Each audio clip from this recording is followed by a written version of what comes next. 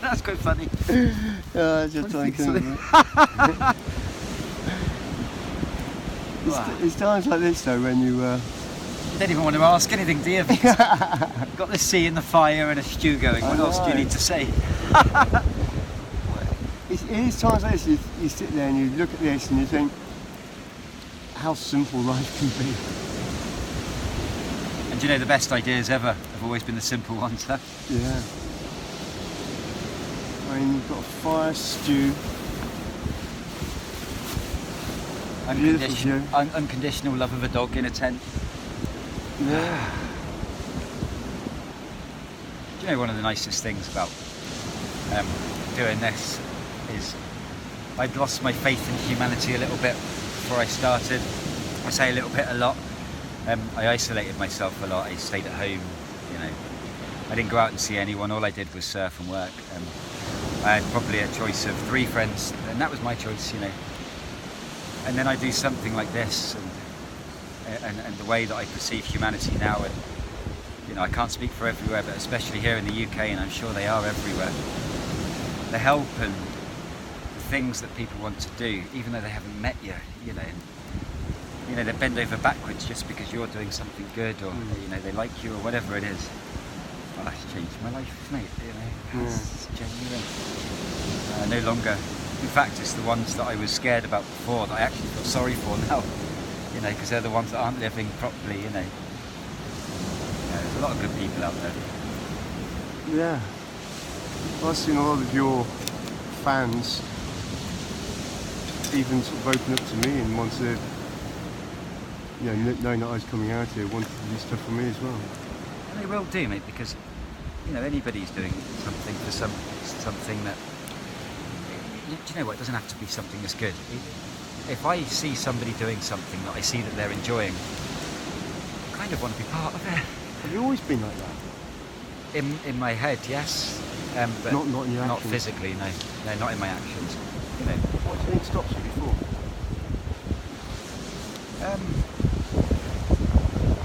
I was in the forces before. I, you know, for a long time, and then I came out and I was a single parent. So, you know, the things that I wanted to do and the things that I dreamed of doing had to be put to one side, I suppose, in many ways. But certain things didn't make it easier, if that makes sense. I could have done the things that I wanted to do when I was a single parent, but I also couldn't at the same time, because the way I felt personally and the way things and the system and all this kind of thing had made me feel, I didn't think I was capable of it at all. You know, I didn't have. I'm not saying that I needed somebody to give me the instalment of, you know, you can go and do this if you want to, but I never believed that myself. And that was just because of the people that I was associating myself with. But the day that I made the decision to go and do something like this, it was a decision that I made, and you know, even though everyone thought I was mad for doing it at the time, and they really did, I thought, so what? For the first time in my life, I was able to turn around and say, I don't care what you think, because this is something I want to do. And the first time that I ever chose something that I wanted to do, now I'm happy, you know. And I think that a lot of people could learn from that. Yeah. You kind of got to follow your dreams and your heart, I suppose, and stick with it, because you will get what you want in the end. It's that simple. Yeah. That's, I guess, how you measure success is on happiness. I suppose it depends what school you go to, doesn't it? But yeah, you know, I'm not just saying this is truth. So we're sat here now and it's lush, isn't it, Tim? What else could you want? So someone could come and drop a £300 million cheque on me right now and it wouldn't mean a thing, because No, it wouldn't. you can't buy this. No. And I'm not saying that everybody has the ability to be able to come out and do this kind of stuff. But I am saying that, you know, it's important not to forget it, because, you know, having that time on your own and that time to really think about you and yourself, even though you're thinking about it, or you think you're thinking about it in the real world, as I like to call it, you're not. So you've got to escape from it all. You've got to have that time on your own, and I think it's important to be a little bit at one with yourself. And maybe it's a bit selfish, but what's wrong with that if it's something that's going to make your life better? You know, as long as you're humble about it and nice, and What's wrong with that? That's one of the questions I got asked by one of your followers on Facebook. Yeah. It's what's the biggest lesson you've learned from this trip? Who asked that? Oh, damn it. Okay, truth. You know, I am on the spot a little bit there, but not so much the biggest question, but I never gave myself any time before this. You know, it was always, right, I've got to do this next, I've got to do that, I've got to do this. So I never gave anything time to myself, and what this has taught me, especially since I've come into Scotland and some of the vaster areas where I've been in the middle of nowhere on my own, it felt like in the first time in my life that I could actually start thinking about things that I enjoyed, you know, not bills and debts and right, what do I go from here? Or damn it, how am I going to see through next year, and how am I going to make ends meet, which is something we all have to do. But I never took that time away from myself, from my life, to think about myself, and you know, it nearly was the end of me. You know, that's no wonder people get depressed and stuff, because no one ever gives themselves an opportunity to think about the things they really, really want to do. And this is what this has taught me. What I'm going to do next year is very different to what I would have done next year if I hadn't have done this walk. If that makes sense. Yeah. And it's all positive. You know, it's all good. Now, yeah, that's what I've learned. To give yourself some time and really think about it. Rephrase. It's an underrated word, isn't it? Yeah. Give yourself a chance to rephrase. Well, I'm really impressed by it. I mean, we're sitting here next to a fire, you built a stove, cooking a lovely stew. How long did it take you to get this right? I'd like to say a couple of days. Truth, you know, I make mistakes. It's the winter that has done it, you know. Yeah. I spent 2 winters in Scotland now, and you know, I learned my mistakes there. And the thing about making mistakes on something like this, you know, when you're in vast areas where nobody can help, is, you know, you're only going to make those mistakes once, you know, and you're going to really suffer for it if you haven't got it right. So, you know, I knew I had to learn how to really make a fire, regardless of the situation, regardless if it's wet. There's always a way, and I've always believed that there is always a way. Don't let anybody tell you otherwise. You know, I was told that I couldn't make fires in the winter by people who knew what they were doing, and they were wrong. You know, persistence and all this kind of stuff. So, once I learned how to make the fire, I then started learning how to harness it. And, you know, I was putting my stuff to cook on fire. I was burning meals left, right, and centre. I was never eating good food. Well, this is perfect. The way you've got this set up, and the way you've got the stove so it's not burning the food, and you're preparing 2 meals here. Yeah. So I'll have 1 meal for this evening. Okay. And I'll cook a hearty meal for the morning as well, which I don't mind if it takes a bit longer. So in the morning, then I have got to think about, you know, right, getting the gas out, making food, blah blah blah. And you bury that. Yeah, I bury it in the sand. So once this cools down, and I've got a beef stew going on now. So what I'll do is, it's summer, technically speaking, inverted commas. Yeah. We're in Scotland. But yeah, any heat will kill off any food, so you bury it in the sand, it keeps it nice and cool.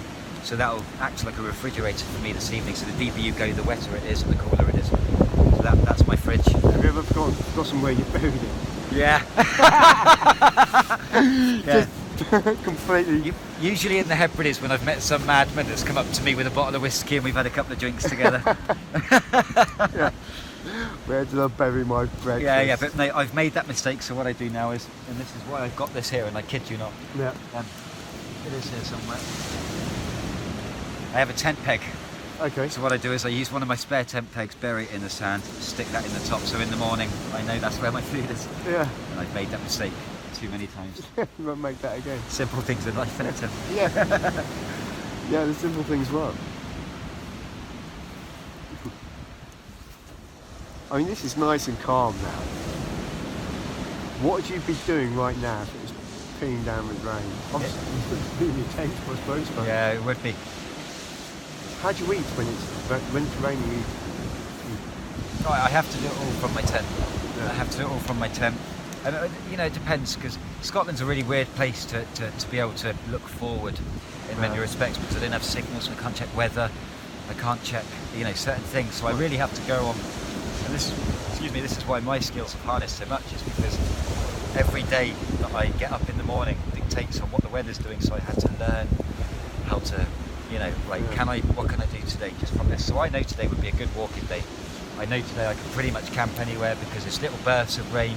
It's not a bother, but you can feel air pressure, temperature change. Really? Oh yeah, 100%. You can feel it.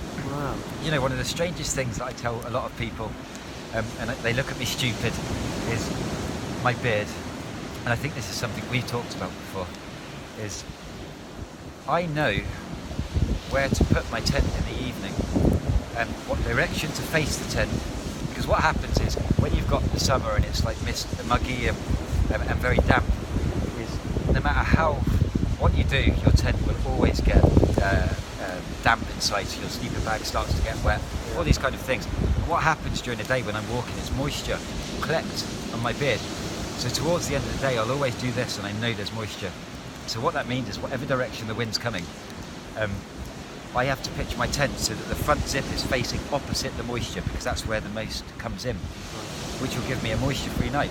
So I can do whatever I want then. So I'm in the tent, I can open my tent up, no moisture will come in because it's all getting blown around and under and out the other side of the tent, which means I can then cook my food, I can have that open, all these it's the little things. There's a real science to doing this. It's not So you base the angle of your tent on how your beard... Yeah. Sounds messed up, doesn't it? But that's what happens. Yeah. But Serves a purpose. You can't teach that kind of thing. It's something that you have to be. You can go camping for a couple of weeks and you'll learn certain things, but when you choose it as a lifestyle, you have to do these things. You have to learn about it. I didn't know this in the first year, but this has all happened really in the last year. You have to learn these kind of things, because otherwise you're not be very uncomfortable. It's not as easy as opening a door, going home, hanging your jacket up, and it'll be dry in the morning. If something gets wet, it's wet for the duration of your time until it's a nice day again. Sometimes that here could be a couple of weeks. So yeah, you've got to be right on it. Yeah. But what a great thing to have to think about. I no longer think about debts, bills. What my next iPhone's going to be, what my next. How am I going to buy a house or any of that kind of stuff. I literally need to know how I'm going to get a good night's sleep and eat. Perfect. Life's simple. Yeah. Life is simple. I think that's how you start appreciating the little things in life and understanding what's important and what's not important. Yeah. That's my view. Do you know what? I think it's a view shared by many, but whether people act on that is a different thing. Of course. I hope they do. Yeah.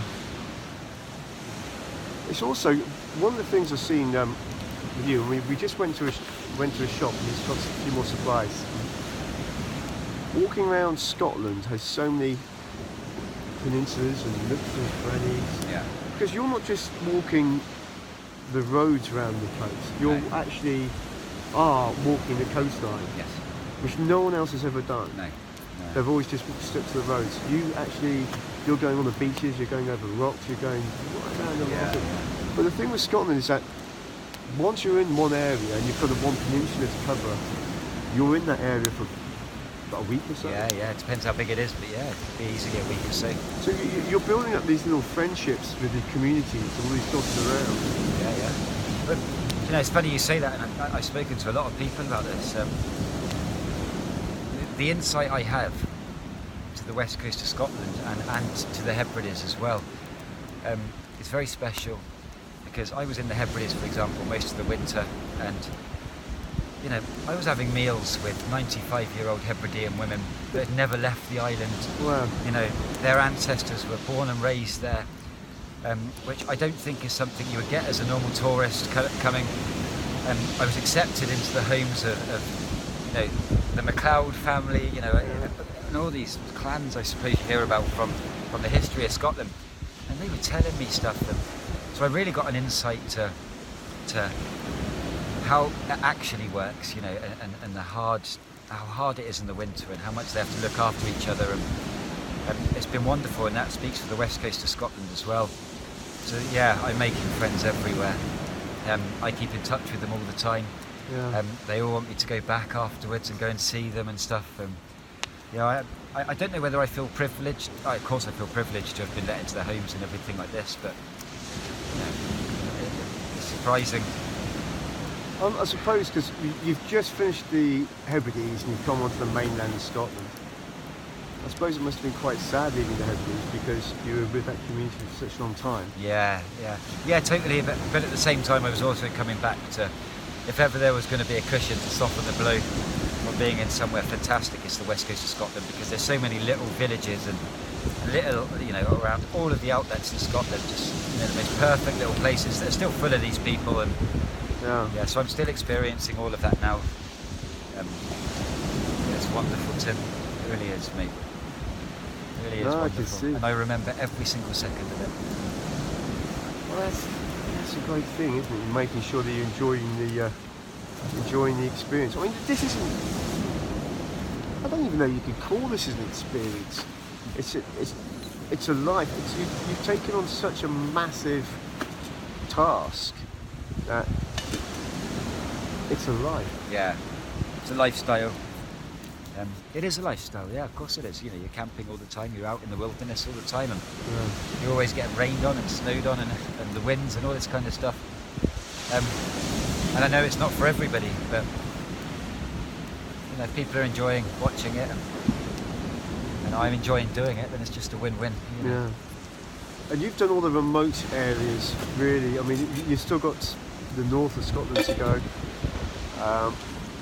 and then you're also going to do the Orkneys? Yeah, do the Shetlands and Orkneys. And the Shetlands as well? And then you move back. I mean, your last leg of this journey will be through real populated areas to what you've been used to. Yeah, it will. It's going to be completely different. It will, and one thing that's wonderful about doing this, I suppose, is wherever you go, you're always going to be given a different set of challenge, and I like a challenge. So the challenge in Scotland was, being in the remote areas, the sort of places you don't want to break a leg. It's hard going and all this. But the challenges that I'm going to get going down the east coast, for example, is it's a lot more built up. You don't have the right to roam or camp. I remember last year coming through England and Wales, and I was having to sleep in some really strange places. Just to be out the way of the busy cities. I slept in graveyards. I always spoke to the church. Always. I slept in graveyards, all these kind of things. So yeah, it's going to present different challenges, but I'm going to finish this one day, and what's worth doing if it isn't a challenge? And I'm petrified of going down the east coast because I like being in the middle of nowhere, but I'm sure something else is going to happen, and it's just going to be as epic. I'm going to meet equally as awesome people, so I don't mind. Who cares? It is what it is. It is what it is. I think it's another question I was asked actually to ask you. Why clockwise? Why when you got standing on that beach in Swansea, you decided to go clockwise? Why did you decide to go clockwise, not anti-clockwise? Well, because at the time it was quite cloudy and there was a bit of sun coming from a direction, so I just headed towards the sun. It's that simple. I thought you were going to say I tossed a coin. No, it really was that simple. I'm sure the same question would have been asked if I'd have gone anti-clockwise. Yeah.